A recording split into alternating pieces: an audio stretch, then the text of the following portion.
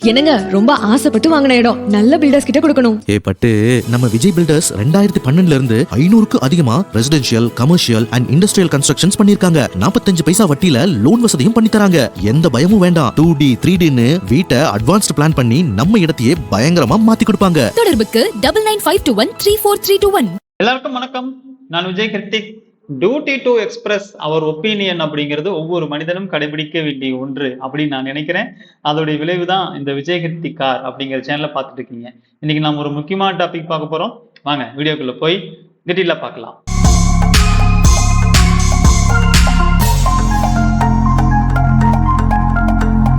இப்போ நமக்கு பாத்தீங்க அப்படின்னா ஒரு நண்பர், சகோதரன்னு சொல்லலாம். அவர் ஃபர்ஸ்ட் வாட்ஸ்அப்ல ஒரு வாய்ஸ் மெசேஜ் அனுப்பிச்சிருந்தாரு. அந்த வாய்ஸ் மெசேஜை அவர் எடுத்தோடனே என்ன குறிப்பிட்டிருந்தாருன்னா, நான் அந்த மாதிரி நான் விஜயண்ணா வணக்கம், நான் இந்த ஊரை சார்ந்தவன், அப்புறம் சொல்லிட்டு என் சகோதரி ஒரு பிஸ்னஸ் பண்றாங்க, அந்த பிஸ்னஸுக்கு நீங்க எகெயின்ஸ்டா நிறைய வீடியோ போட்டுட்டு இருக்கீங்க அப்படின்னு சொல்லிட்டு சொன்னாங்க. உங்களுக்கு போன் பண்ணி பேசுனா நீங்க யாரையும் பேச விட மாட்டேங்கிறீங்க, நீங்களே தான் பேசிட்டு இருக்கீங்க, யாரையும் பேச விடாம நீங்க கேள்வியா கேட்குறீங்க. அதனால நான் சரி வாய்ஸ் ஓவர் போட்டுடலாம், என்னுடைய கருத்தை டிஸ்டர்பன்ஸ் இல்லாம இருக்கும்ல, அவர் என்ன நினைக்கிறாரோ அதை அவர் வாய்ஸ் ஓவரா கொடுத்துடலாம். அதனால நான் வாய்ஸ் ஓவர் போடுறேன் அப்படின்னு சொல்லிட்டு இந்த வாய்ஸ் ஓவர் கொடுக்குறேன், இதை நீங்க வேணா உங்க யூடியூப்ல யூஸ் பண்ணிக்கோங்க, இதை வச்சு எனக்கு ஒரு வீடியோ போடுறதுனாலும் போடுங்க அப்படின்னு சொல்லிட்டு அவர் வாய்ஸ் ஓவர் போட்டிருந்தாரு. அந்த வாய்ஸ் ஓவரை கேட்டுட்டு வாங்க நம்ம பேசுவோம். அந்த வாய்ஸ் ஓவர் கேட்டுட்டு நான் அவங்க வாட்ஸ்அப்ல டெக்ஸ்ட் பண்ணேன், அப்புறம் அவர் ரிப்ளை பண்ணாரு, வாட்ஸ்அப் கான்வர்சேஷன் போச்சு. அது எல்லாமே என்னன்னு பார்க்கலாம். வாங்க உள்ள போலாம். பேர் செல்வம்.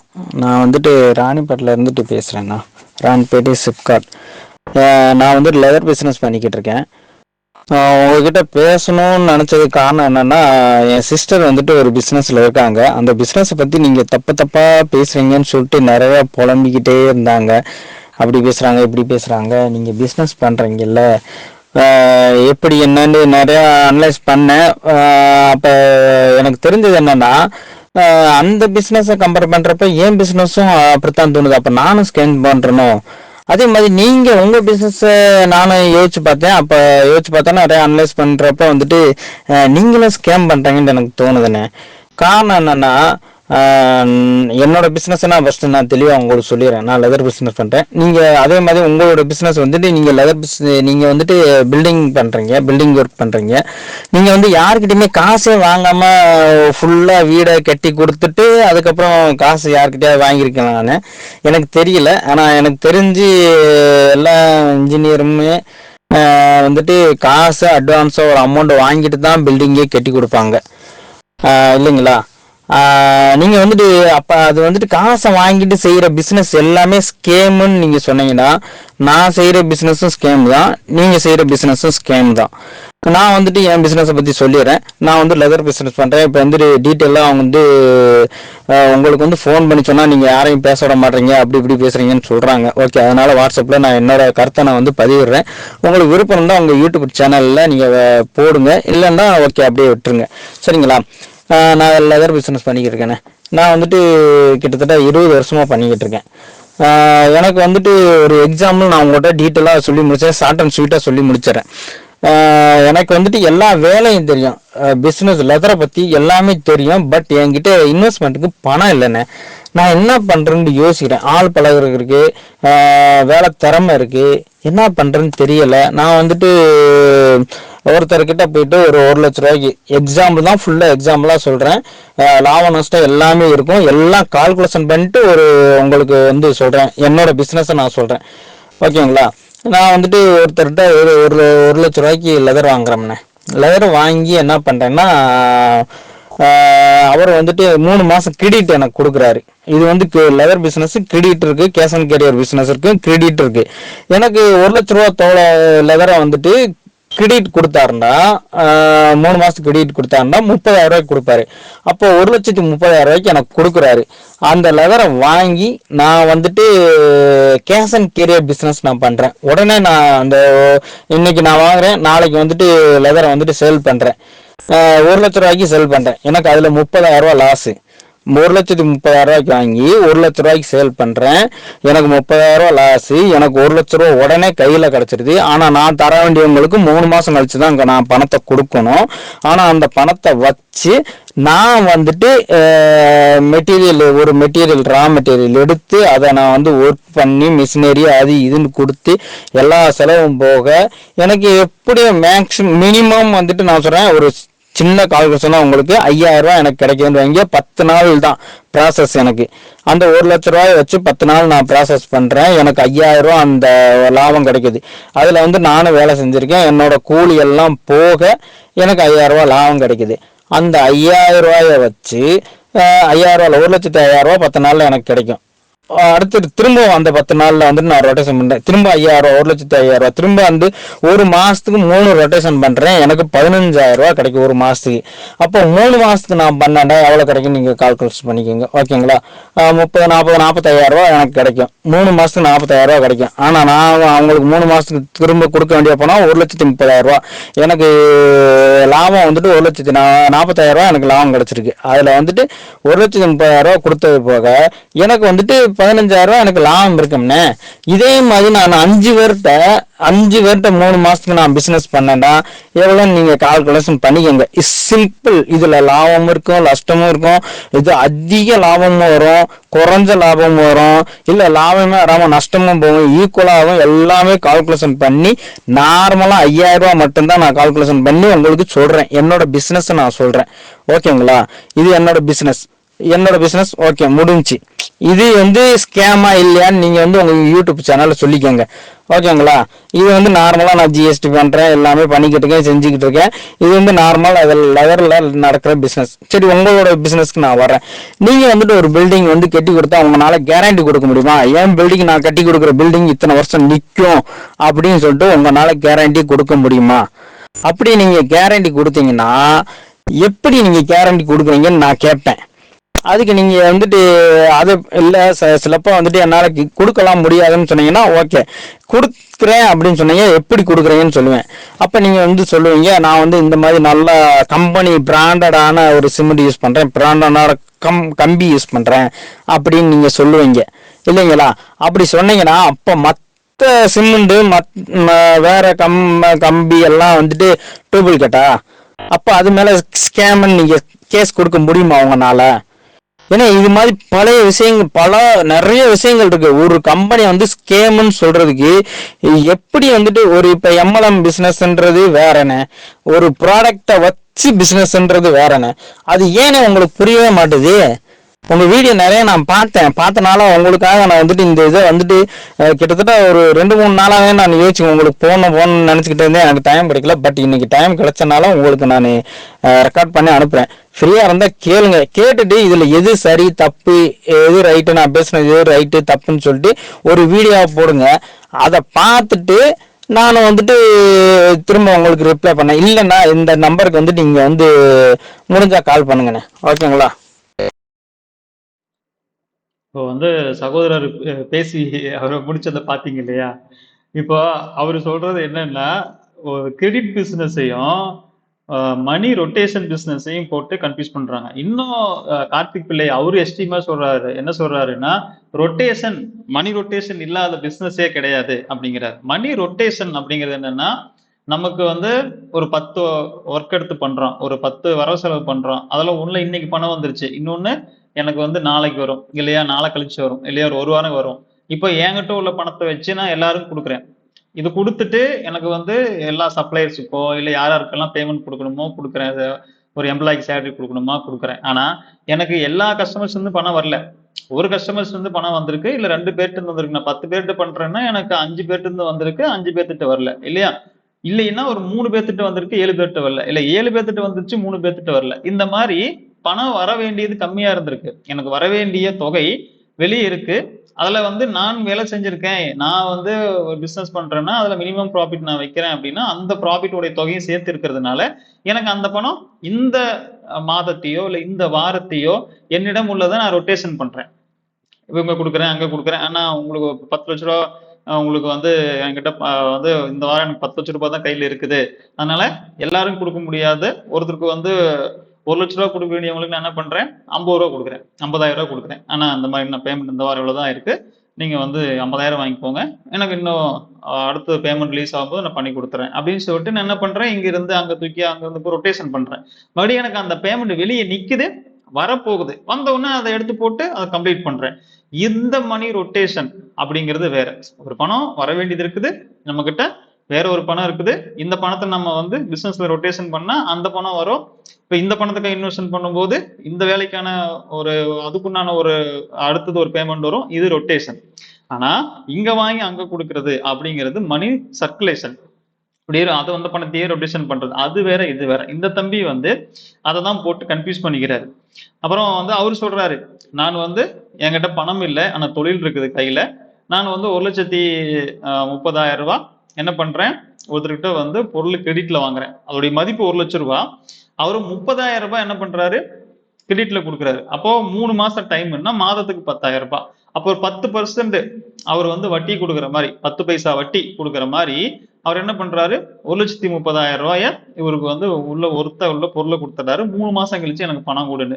இவர் என்னன்னா அந்த பணத்தை வச்சு ரொட்டேஷன் பண்ணும்போது 3 மாசம் கழிச்சு எனக்கு 45,000 ரூபாய் வந்து ப்ராஃபிட் வரும். அதுல 30,000 ரூபாய் அவங்களுக்கு 1,30,000 ரூபாய் கொடுத்துட்டேன் அப்படின்னா 5,000 எனக்கு ப்ராஃபிட் நிற்கும் அப்படிங்கிறாரு. இதுல அவரே சொல்றாரு, எனக்கு லாபமும் வரும் நஷ்டமும் வரும், ஒரு டைம் வந்து குறைந்த லாபமும் வரும், ஒரு டைம் அதிகமான லாபம் வரும், ஒரு டைம் வராமையே போகும், இதெல்லாம் நடக்கும். இது வந்து அவர் தொழில எடுக்கக்கூடிய ஒரு ரிஸ்க். அவருக்கு தொந்து இதை வந்து அவர் தொழில் பத்தி அவருக்கு 20 வருஷமா பண்றேங்கிறாரு. அப்ப மார்க்கெட்டை ஸ்டடி பண்ணி இருக்கிறாரு, வாங்குற பார்ட்டியில நல்ல பழக்கம் வச்சிருக்கிறாரு, இவர்கிட்ட இருந்து வாங்குற ஆளு. அதே மாதிரி இவரு வந்து சரக்கு எடுக்கிற இடத்துல நம்பிக்கை வளர்த்து வச்சிருக்கிறாரு, அவங்க வந்து கிரெடிட் கொடுக்குறாங்க.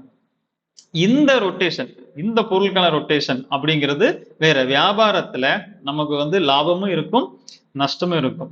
நஷ்டமே மட்டுமே வியாபாரம் இருக்காது, லாபம் மட்டுமே வியாபாரம் இருக்காது. ஆனா மைவி3 கேஸ்ல 100% நமக்கு லாபம் மட்டுமே. 1,21,220 ரூபாய் உதாரணத்துக்கு நான் கோர் மெம்பர் சொல்றேன், மற்றதெல்லாம் நீங்க வச்சுக்கோங்க. அப்போ 1,21,220 ரூபாய் நான் கொடுத்துட்டேன்னா எனக்கு ஒரு நாளைக்கு 450 ரூபாங்கிறது உறுதி. கேப்சா எனக்கு 100% போறதுக்கு நான் ஆப்ஷன் கொடுத்துட்றாங்க, 450 ரூபாய் வந்துருது. எது நாள் வரைக்கும் வருது, வாழ்நாள் வரைக்கும் வருது. சரி, அதுக்கு நான் டவுன்லைன்ல ஆளை கொண்டு வந்தேன்னா எனக்கு அடிஷனல் இன்கம் வருது. அப்போ இந்த பிசினஸ்ல இதுல முதலீடு பண்ணக்கூடியவங்களுக்கு லாஸ்ங்கிறதே கிடையாது. பிக்சடா ஒரே மாதிரி உங்களுக்கு வாழ்நாள் முழுக்க வருமானம் வந்துட்டே இருக்கு. அப்படிங்கிறது எந்த பிசினஸ்லயுமே லாபம் இல்லாத, அதாவது நஷ்டமே கொஞ்சம் கூட, அந்த கிராப் ஏறி இறங்கும் இல்லையா பிசினஸ்னா, கொஞ்சம் சீசன் மாறும்போது நமக்கு அந்த வியாபாரம் வந்து நல்ல சூடு பிடிக்கிற சீசன் இருக்கும், கொஞ்சம் டல்லா போற சீசன் இருக்கும். அந்த மாதிரி எல்லாம் எதுவுமே கிடையாது. இங்க அடிச்சோம் அப்படின்னா ஃபர்ஸ்ட்ல இருந்து உங்களுக்கு வாழ்நாள் முழுவதுக்குமே நமக்கு என்ன அப்படின்னா ரெகுலர் இன்கம் தான். இப்போ அவர் கூட பேசின அந்த வாட்ஸ்அப் சேட் இருக்கு, நான் அப்படியே உங்களுக்கு அதை காமிக்கிறேன் பாருங்க. இதுதான் அவர் வந்து நமக்கு அமைச்சிருந்த அந்த வாட்ஸ்அப்பு மெசேஜுங்க. ஸோ இதுல வந்து பாத்தீங்கன்னா ஃபர்ஸ்ட் வந்து அவர் நமக்கு வந்து அந்த ஆடியோ அமிச்ச அந்த ஆடியோவை தான் இங்கே நீங்கள் பார்க்குறீங்க. நான் சைடில் வந்து அந்த சாட் பார் வந்து மாற்றி வச்சுட்டேன், ஏன்னா எல்லாருடைய நம்பர் அது தெரியும், அதனால் இவரது மட்டும் தெரியட்டுன்னு சொல்லிட்டு மாற்றி வச்சுருக்கேன். வந்து ஃபஸ்ட்டு அவர் வந்து அந்த வாய்ஸ் நீங்கள் கேட்டீங்க, அதுதான் போட்டிருந்தாரு. அந்த வாய்ஸில் இருந்து நான் அந்த வாய்ஸை கேட்டுட்டு அவருக்கு நான் வந்து டெக்ஸ்டில் வந்து ரிப்ளை பண்ணியிருந்தேன். என்னென்னா, இது எப்படி மோசடி என்று உங்களுக்கு தெரியவில்லை என கூறி உள்ளீர்கள் அப்படின்னு சொல்லிட்டு மேலே இருக்கு பாருங்கள். அதுக்கு வந்து நான் கீழே போட்டிருந்தேன், அது மேலே போட்டு அடுத்த மறுபடி கீழே ரிப்ளை என்னன்னா, அதைத்தான் நானும் சொல்கிறேன், புரியாத பாமர மக்கள் என்று நீங்கள் என்று அப்படின்னு சொல்லிட்டு அதுக்கு அவருக்கு அப்புறம் டீட்டெயில் கொடுக்குறேன். என்னன்னா, நீங்கள் ரூ 1,30,000 கிரெடிட் பெற்று செய்யும் தொழிலில் நீங்களே சொன்னீர்கள் இதில் லாபமும் வரும் நஷ்டமும் வரும் என்று. ஆனால் இந்த நிறுவனம் சொல்கிறது, இந்த தொழிலில் உங்களுக்கு வாழ்நாள் முழுவதும் நிரந்தர லாபம் மட்டுமே, எந்த வகையிலும் நஷ்டமே இல்லை என்று சொல்கிறது அப்படின்னு சொல்லிட்டு அது கீழே அடுத்து நான் சொல்லியிருக்கிறேன். அப்போ இது மோசடி தானே அப்படின்னு சொல்லிட்டு அதுக்கு நான் ரிப்ளை கொடுத்துருக்கிறேன். அதுக்கு கீழே மறுபடியும், இன்னமும் உங்களுக்கு புரியவில்லை என்றால் எனது அனைத்து யூடியூப் வீடியோவையும் சென்று ஒவ்வொன்றாக ஒரு முறைக்கு பல முறை பாருங்கள் புரிந்துவிடும் அப்படின்னு சொல்லிட்டு அவருக்கு நான் டெக்ஸ்ட் போட்டிருந்தேன். அதுக்கு அவர் ரிப்ளை கொடுத்திருந்தாரு. இதுல என்ன சொல்லியிருக்காருன்னா, உங்களின் தொழிலை பத்தி பேசவே இல்லை நீங்கள் அப்படின்னு சொல்லிட்டு, உங்களிடம் எந்த கேள்வி கேட்டாலும் கேட்ட கேள்விக்கு பதில் வராது என்று எனக்கு தெரியும். அதிக லாபமும் வரும், நஷ்டமும் வரும். குறைந்தபட்ச லாபம் 5,000 வைத்துக் கொள்ளலாம் என்று சொன்னேன். உங்களுக்கு புரியவில்லை என்றால் அந்த ஆடியோவை திரும்ப கேளுங்கள் அப்படின்னு சொல்லிட்டு அவர் ரிப்ளை பண்ணியிருந்தாரு. அதுக்கு நான் வந்து அவர் ரிப்ளை பண்ணியிருந்தேன், தம்பி என் தொழில் மட்டுமல்ல, எல்லா தொழிலிலும் குறைந்தபட்ச லாபமும் உண்டு, நஷ்டமும் உண்டு. ஏன்னா தொழில்னா நமக்கு லாப நஷ்டம் கிராப் எப்பயுமே ஏறிதான் இறங்கும், லாபம் மட்டுமே வந்துட்டு இருக்காது. அது போலதான் என் தொழிலும். உங்கள் சகோதரி ஒரு நிறுவனத்தில் தொழில் செய்கிறார் என்று சொல்லியிருந்தீர்கள், அந்த நிறுவனத்தின் பெயர் என்ன அப்படின்னு சொல்லிட்டு நான் கேட்டிருந்தேன். ஏன்னா அவரு மைவி3 தான் மீன் பண்றாரா இல்ல வேற ஏதாவது கம்பெனி பேசிட்டு இருக்காரா நம்ம கன்ஃபார்ம் பண்ணிக்கணும்ல. அதுக்கு நான் வந்து கேட்கும்போது அவர் சொன்னாரு, அதுக்கு ரிப்ளை போடாம அவர் வந்து அதான் இந்த கேள்விக்கு அடுத்த ரிப்ளை போடுறாரு. இதுக்கும் வேற ஒரு ரிப்ளை கொடுத்திருக்காரு. முன்பணம் வாங்காமல் நீங்கள் யாருக்காவது வீடு கட்டி கொடுத்துள்ளீர்களா அப்படின்னு சொல்லிட்டு அவரு போட்டிருக்காரு. நான் அதை வந்து இந்த கேள்விக்கு டைப் பண்ணிட்டு இருக்கும் போதே நான் போட்டேன், உங்க சிஸ்டர் எந்த கம்பெனில இருக்கிறாங்கன்னு சொல்லி எனக்கு கன்ஃபார்ம் பண்ணாங்க அப்படின்னு சொல்லிட்டு இந்த ஹேண்ட் ரைஸ் மாதிரியான ஒரு சிம்பிள் நான் போட்டேன். அவர் வந்து அடுத்து கீழே போட்டிருக்காரு அதுக்கு ரிப்ளை என்னன்னா, மைவி3, அந்த கம்பெனி பேரு மைவி3, அதான் மைவி3 தான். ஆமா, மைவி3, உங்களை போன்றவர்கள் இதை மூளை முடுக்குகளில் எல்லாம் கொண்டு போய் சேர்த்துள்ளீர்கள், யாருக்கு தெரியாமல் போகும் பெயர் அப்படின்னு சொல்லிட்டு அவங்க போட்டிருக்கிறாங்க. அப்புறம் அவரு வந்து போட்டிருக்காரு என்னன்னா, முன்பணம் வாங்காமல் நீங்கள் யாருக்காவது வீடு கட்டி கொடுத்துள்ளீர்களா அப்படின்ட்டு அதுக்கு ரிப்ளை பண்ணுங்க அப்படின்ட்டு அதை டேக் பண்ணி அவரு போட்டிருக்காரு. அப்ப நான் வந்து அதுக்கு ரிப்ளை கொடுத்திருக்கேன், குறைந்தபட்ச லாபம் என்பது கூட எந்த தொழிலிலும் உத்தரவாதம் கிடையாது, லாபமும் வரலாம் நஷ்டமும் வரலாம், இதுதான் தொழில் அப்படின்னு சொல்லிட்டு நான் ரிப்ளை கொடுத்துட்டு, நான் பணம் பெற்று ஒரு கட்டிடம் தூங்குவது ஒரு கட்டிடத்திற்கு மட்டுமே. அதாவது நான் பணம் பெற்று ஒரு கட்டிடத்தை ஸ்டார்ட் பண்றேன் அப்படின்னா அந்த பணம் பெற்றது எதுக்காக, அந்த கட்டிடத்துக்காக மட்டுமே. ஒரு முறை பணம் கொடுத்து விட்டால் வாழ்நாள் முழுவதும் பற்பல கட்டிடங்களை கட்டி கொடுத்து கொண்டே இருக்க முடியாது அப்படின்னு சொல்லிட்டு அதை நான் போட்டிருந்தேன். அதை தான் கீழே போட்டிருக்கேன். ஏன்னா அந்த பற்பல இதுல வந்து லாவ் வந்து டைப் பண்ணும்போது மிஸ் ஆயிடுச்சு. அதனால மறுபடியும் அவருக்கு அதை வந்து கரெக்ஷன் பண்ணி அனுப்பிச்சு விட்டேன். நான் பணம் பெற்று ஒரு கட்டிடம் துவங்குவது ஒரு கட்டிடத்திற்கு மட்டுமே. ஒரு முறை பணம் கொடுத்து விட்டால் வாழ்நாள் முழுவதும் பற்பல கட்டிடங்களை கட்டி கொடுத்து கொண்டே இருக்க முடியாது அப்படின்னு சொல்லிட்டு நான் போட்டேன். அதுக்கு அவர் பாருங்க எவ்வளவு வேடிக்கையான, எவ்வளவு புரிதலோட அவர் இருக்கிறாரு, தொழில் அறிவு அவருக்கு இவ்வளவு பிசினஸ் நாலேஜ் எவ்வளவு இருக்கு அப்படிங்கறத பாருங்க. இதனைக்கு 20 வருஷமா அவர் வந்து 20 வருஷமா வந்து என்ன பண்றாரு, தோல் பிசினஸ் பண்றாரு, படிச்சிருக்காரு. கடைசியில அவர் என்ன படிச்சிருக்காரு அப்படிங்கறதையும் நான் காமிச்சிருப்பேன், அதை நீங்க பாருங்க. இதுல என்ன சொல்றாரு, அது ஒருவரிடம் பணம் பெற்று ஒருவருக்கு மட்டும், அதாவது ஒருத்தர்கிட்ட பணம் வாங்கி ஒருத்தருக்கு மட்டும். அப்போ 10 பேர்கிட்ட பணம் வாங்கினீங்கன்னா, 20 பேர்கிட்ட பணம் வாங்கினீங்கன்னா அப்படின்னு கேட்டிருக்காரு. அவர் சொன்னார் இல்லைங்களா அந்த ஆடியோவில், நான் 1,30,000 ரூபாய் வந்து கிரெடிட்ல வந்து மெட்டீரியல் எடுப்பேன், அதே மாதிரி 5 பேர்கிட்ட எடுப்பேன் அப்படின்னு சொன்னார் இல்லையா. அந்த மாதிரி நினைச்சிட்டு கேட்கிறாரு, நீங்க 10 பேர்கிட்ட வாங்கினீங்கன்னா 20 பேர்கிட்ட வாங்கினீங்கன்னா அவங்களுக்கு பணம், உங்களுக்கு அட்வான்ஸ் வருது இல்லை அப்படிங்கிறார். அதுக்கு நான் கீழே சொல்லியிருக்கேன், 10 கோடி பேரிடம் வாங்கினாலும் அப்படித்தான் செய்ய வேண்டும். ஏன்னா நான் 10 கோடி கட்டடம் கட்டுறேன்னு சொல்லிட்டு அட்வான்ஸ் வாங்குறேன்னா 10 கோடி கட்டடத்தை கட்டிதான் ஆகணும்.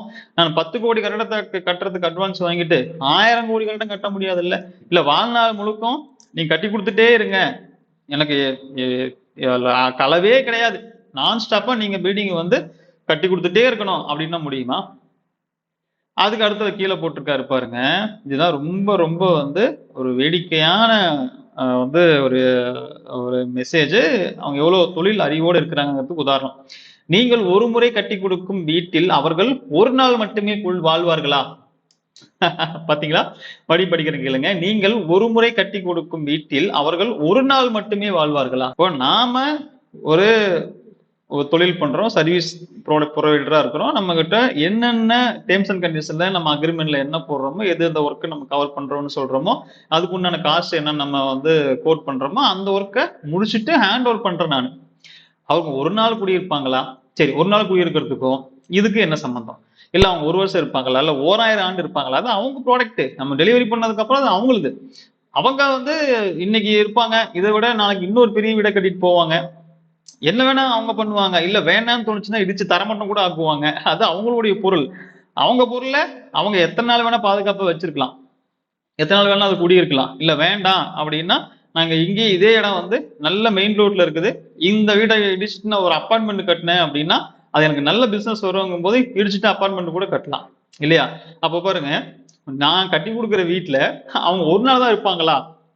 அப்படின்னா அவரு கேட்கிற கேள்விக்கும், நீங்க அட்வான்ஸ் வாங்காம கட்டுவீங்களா அப்படின்னு கேட்கிற கேள்விக்கும், நான் கட்டி கொடுக்குற வீட்டுல ஒரு நாள் தான் இருப்பீங்களா அப்படிங்கிற கேட்கிற கேள்விக்கும் சம்பந்தம் இருக்கான்னு பாருங்க.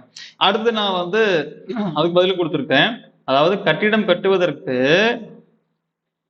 கட்ட 10 கோடி பேர் அல்லது 10,000 கோடி பேரிடம் பணம் பெற்று கட்டிடம் கட்ட துவங்கினாலும் எத்தனை கட்டிடம் கட்டுவதற்காக நான் பணம் பெற்றேனோ அதுக்கு மட்டும்தான் கட்டிடம் கட்டித்தர முடியும். ஒரு முறை ஒரு கட்டிடம் கட்ட பணம் பெற்றுக்கொண்டு வாழ்நாள் முழுவதும் பற்பல கட்டிடங்களை கட்டி கொடுத்து கொண்டே இருக்க என்னால் மட்டுமல்ல எவராலும் முடியாது அப்படின்னு சொல்லிட்டு போட்டு, அடுத்தது வந்து அவர் போட்டார் இல்லையா, நீங்கள் ஒரு முறை கட்டி கொடுக்கும் வீட்டில் அவர்கள் ஒரு நாள் மட்டுமே வாழ்வார்களா அப்படின்னு போட்டார் இல்லையா.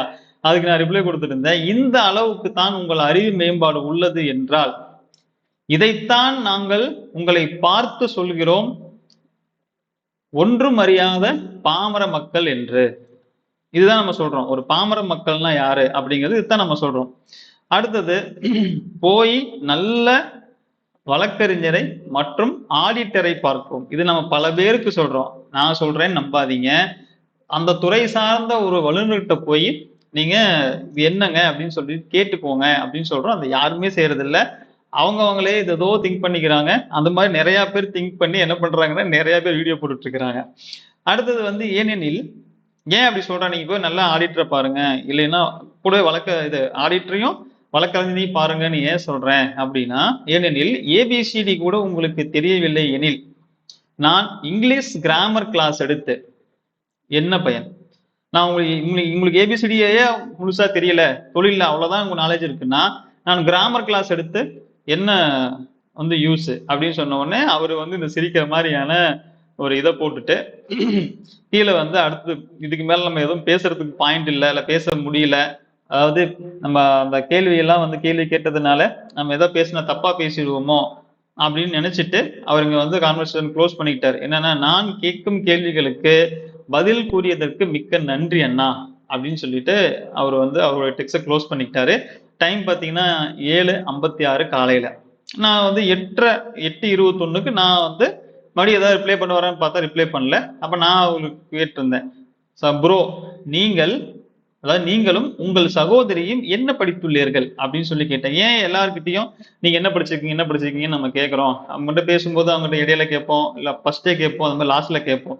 ஏன்னா அவங்களுக்கு இந்த பிசினஸ் மாடல் என்டையர்லயே அவங்களுக்கு ஒன்றும் புரிஞ்சல அப்படிங்கும்போது அவங்களுடைய எஜுகேஷன் இந்த அளவுக்கு இருக்கு, ஏன் அவனால புரிஞ்சுக்க முடியல, இல்ல படிச்சவங்கனால கூட இதை வந்து அவங்களுக்கு புரிஞ்சுக்க முடியாத காரணம் என்ன அப்படின்னா அவங்க இந்த துறை சார்ந்த வல்லுநர்கள் அல்ல. நம்ம சொல்றோம் இல்லையா, படிச்சிருந்தும் அவர்களுக்கு இது புரியல. அப்படி அதனாலதான் சொல்றோம் பாமர மக்கள் அப்படின்னு படிச்சுட்டா நமக்கு உலகத்துல இருக்கிற எல்லாமே புரியாது இல்லையா. நம்ம துறையில தான் வல்லுநரா இருப்போம். எத்தனையோ துறையில நம்ம எப்படி எல்லா துறையிலும் நம்ம எக்ஸ்பர்ட்டா தெரிய முடியாது இல்ல. இப்போ ஒரு போட்டிருக்காரு, மை சிஸ்டர், அவர் சொன்னார் இல்லையா என் சகோதரி இந்த பிசினஸ் இருக்காங்கன்னு. மை சிஸ்டர் வந்து பிகாம் படிச்சிருக்கிறாங்க. மை செல்ஃப் அப்படின்னு போற இடத்துல அவர் மை அப்படின்னு போட்டு பிகாம் அண்ட் லெதர் டெக்னாலஜி அப்படின்னு சொல்லிட்டு போட்டிருக்காரு. அப்போ ஒரு பிகாம் லெதர் டெக்னாலஜி இரண்டுமே படித்திருக்கக்கூடிய இவரை போன்ற நபர்களால் கூட இந்த நிறுவனத்தினுடைய சூட்சுமத்தை புரிஞ்சு கொள்ள முடியல பாருங்க. இதுதான் நம்ம சொல்றோம் பாமர மக்கள் அப்படின்னு சொல்லி. பாமர மக்கள்னா அவங்க படிப்பறிவு இல்லாத மக்கள் நம்ம சொல்ல வரல, பாமர மக்கள் அப்படின்னா நான் இருக்கிறேன், என்கிட்ட ஒரு ஃபிளைட்டை கொடுத்து ஓட்ட சொன்னா ஓட்ட முடியுமா? இந்தாங்க நீங்க ஒரு ஃபிளைட்டை வந்து ஒரு 300-350 பேர் டிராவல் பண்ற ஒரு பெரிய பேசஞ்சர் ஃபிளைட்டை நீங்க வந்து ஓட்டிருங்க, நான் ஓட்ட முடியுமா? 350 பேர் வேண்டாம், 2 பேர் 4 பேர் போகக்கூடிய ஃபிளைட் நான் ஓட்ட முடியாது. திடீர்னு என்கிட்ட வந்து ஒரு இதை கொடுத்து கத்தியை கொடுத்து நீங்க போய் ஒருத்தருக்கு ஓப்பனர் சர்ஜரி பண்ணிருங்கன்னா பண்ணிட முடியுமா? நான் படிச்சவன் தான். ஆனா அந்த துறை சார்ந்த இடத்துல நான் வல்லுநர் இல்லை. ஒரு பிளைட்டை ஓட்டுறதுக்கு ஏரோநாட்டிக்கல் இன்ஜினியர் நான் கிடையாது இல்லையா, நான் வந்து ஒரு பைலட் கிடையாது. நான் போய் அந்த வந்து பிளைட்டை ஓட்டுறதுக்கோ இல்லை பிளைட்ல உள்ள கரெக்ஷன் எல்லாம் பார்க்கறதுக்கோ நான் கிடையாது. அதே மாதிரி நான் அப்ப படிக்காதவனா அப்படின்னா படிக்காதவன் தான். அப்ப பிளைட் ஓட்டுற விஷயத்துல நான் வந்து ஒரு பாமரன். என்கிட்ட என்னை கொண்டு போய் பத்திரமா பிளைட்டு என்னை வந்து ஏத்தி இறக்கி என்னை கொண்டு போய் சேர்க்கிற இடத்துல சேர்த்தா போதும் தான் நான் ப்ரே பண்ணுவேன். அது உள்ள என்னென்ன விஷயங்கள் இருக்கு, என்னென்ன நான் அவங்க விதிமுறைகள்லாம் ஃபாலோ பண்றாங்க, எப்படி டேக்அப் பண்றது, எப்படி லேண்ட் பண்றது, இதெல்லாம் நமக்கு வந்து நமக்கு தெரியாது. ஏன்னா நான் அதுல ஜீரோ. அப்ப நான் அதுல பாமரன். திடீர்னு என்ன கிட்ட வந்து ஒரு அறுவை சிகிச்சை செய்யுங்கன்னு சொன்னா நான் என்ன சர்ஜினா?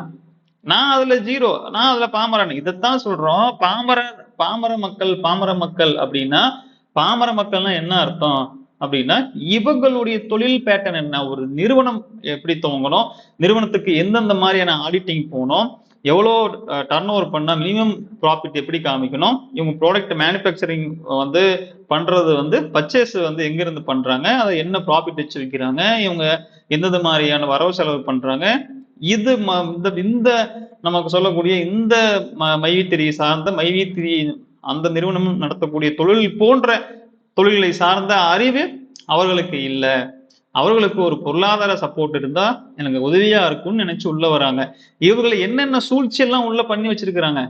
உள்ள வரும்போது உங்களுக்கு இன்கம் தான் பிரதானமா சொல்லிட்டு கேப்சூலுங்கிறது உங்களுக்கு கிட்டா கொடுத்துட்டு இன்னைக்கு கேப்சூல் தான் பிரதானம், நீங்க கேப்சூல் தான் பர்ச்சேஸ் பண்ணீங்க அப்படிங்கறதெல்லாம் வந்து இப்ப சொல்றாங்க. அப்போ இவங்க என்னென்னவெல்லாம் உள்ள வந்து ஒரு பிளகின்ஸ் போட்டு என்னென்னலாம் ஒரு கோல்மால் பண்ணி வச்சிருக்காங்கிறதெல்லாம் அவங்களுக்கு எப்படி தெரியும்? ஒரு காவல்துறை இருக்கிறான்னா அந்த காவல்துறை அவருக்கு வந்து சட்டத்துல உள்ள எந்தெந்த விஷயத்துக்கு எப்படி எல்லாம் வந்து ஒரு எஃப்ஐஆர் போட முடியும் அப்படின்னு அவருக்கு தெரியும். ஒரு டூ வீலர் ஒருத்தர் ஓட்டிட்டு வர்றாருன்னா அந்த டூ வீலர்ல ஓட்டிட்டு வர வந்து ஹெல்மெட் போடாம வந்தா ஒரு கேஸ் போடலாம், ஓவர் ஸ்பீடு வந்தா போடலாம், போன் பேசிட்டு வந்தா போடலாம், ட்ரங்க் அண்ட் டிரைவ் பண்ணிட்டு வந்தா போடலாம், ரிபிள்ஸ் வந்தா போடலாம். இது மாதிரி ஒரு டூ வீலர்ல ஒருத்தர் வரவங்களுக்கு மேல எத்தனையோ வகையில கேஸ் போட முடியும்னு அவருக்கு தெரியும். அதுவே ஒரு லாயருக்கு தெரிந்த விஷயம் அளவுக்கு சட்ட நுணுக்கம் அவருக்கு தெரியாது. அப்ப இது மாதிரிதான் இதைத்தான் நம்ம சொல்றோம், துறை சார்ந்த ஒரு வல்லுநர்கள் கிடையாது. அதுல பேசிக்கான ஒரு அறிவு கூட அவங்களுக்கு இல்லாததுனாலதான் பாத்தீங்களா இவங்க எல்லாம் படிக்காத ஆள் கிடையாது, நல்ல ஒரு டிகிரி ஹோல்டர் தான். ஆனா அவங்களுக்கு இவங்களுடைய சூழ்ச்சி என்னென்னலாம் பண்ணி வச்சிருக்காங்கிற அந்த சூழ்ச்சி புரியல பாருங்க. சோ இது உங்களுக்கு புரிஞ்சிருக்கும், இந்த வீடியோ உங்களுக்கு யூஸ்ஃபுல்லா இருந்திருக்கும் அப்படின்னு நான் நினைக்கிறேன். நான் என்ன புரிஞ்சிருக்குன்னு சொல்ல வரேன், உங்களுக்கு புரிஞ்சிருக்குன்னு நான் என்ன சொல்ல வரேன் அப்படின்னா, எல்லாருக்கும் எல்லா துறையிலும் அனுபவம் இருக்காது. எல்லாரும் கோய்த்து கொண்டாலும் பரவாயில்ல, நான் மறுபடியும் சொல்றேன், மைவித்திரியில இது போன்ற பாமர மக்கள் நிறைய பேர் இருக்கிறாங்க. இன்னொரு வீடியோல நான் மீண்டும் சந்திக்கலாம். எல்லாருக்கும் வணக்கம், பாய்.